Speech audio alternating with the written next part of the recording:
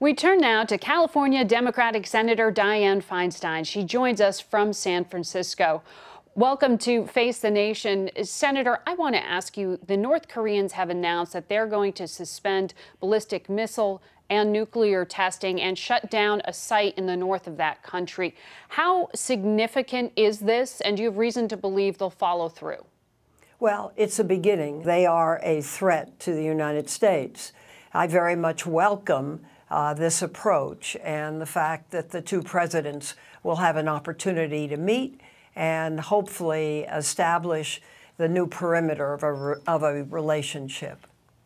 It was revealed this week that CIA Director Mike Pompeo had made a secret trip to North Korea. You've said you have serious doubts about whether he is qualified to be Secretary of State, and you've questioned his commitment to diplomacy. The things that were a bit of a put-off for me about Mr. Pompeo were a lot of his statements, and that's the past now. And I think it's very important that if the president goes, that the meeting between Kim Jong-un and our president goes well, and that there is an ability to put together some terms of an agreement that might exist. The question is whether it lasts or not. And of course, the reputation of the North Koreans has been that they don't necessarily keep their agreements. The CIA released some redacted memos involving Gina Haspel's role in the CIA torture program, and she was the one who drafted memos that ultimately ordered the destruction of tapes of those enhanced interrogations. This declassification said that she acted appropriately. Why is that judgment not enough for you? I am of the opinion that putting somebody right now at the head of the CIA who played a role in, let's say, torture, is not necessarily appropriate. I have met with Gina Haspel. I know her somewhat. I know that she is talented, but I also know that she was fully supportive of the program that many of us are very critical of. This investigation by the CIA said she personally acted appropriately. It absolved her. What do you need to learn about her for your vote to be a yes? I have spoken to her about it, so I know that she regrets it. The point is that she was supportive of the program while it was going on and actually supervised one of the sites where some of this interrogation, so-called, went on. She's in a #2 position now. That's different from #1, the head of the CIA worldwide.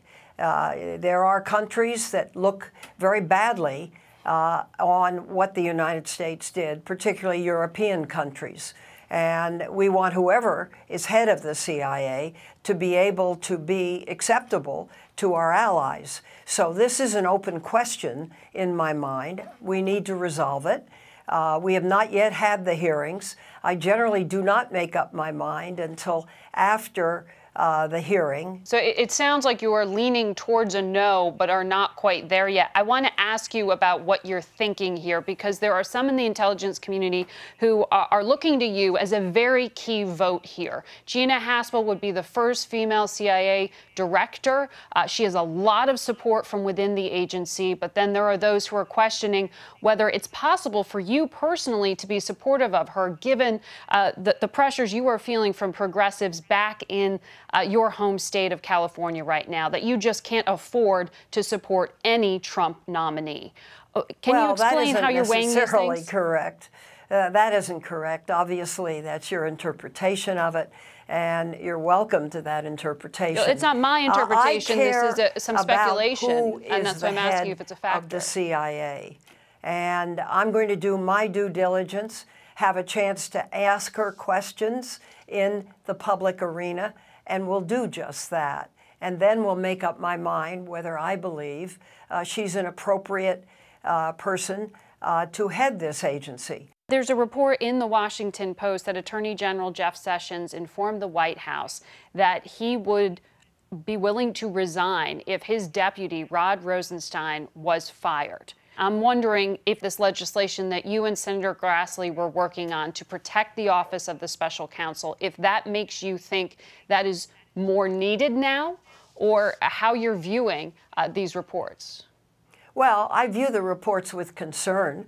I admire Mr. Sessions for saying that, and I believe he means it. And I think Mr. Rosenstein is a very good man and a very good member of the United States government. So we once again will see. Our legislation, I think, is well thought out. I'm hopeful that we can get this done so there is backup for Bob Mueller. You think Bob Mueller needs backup, but when Well, not necessarily. I think it's not at all harmful to have it, though, knowing how these things go. Senator Feinstein, thank you for joining us. Thank you very much.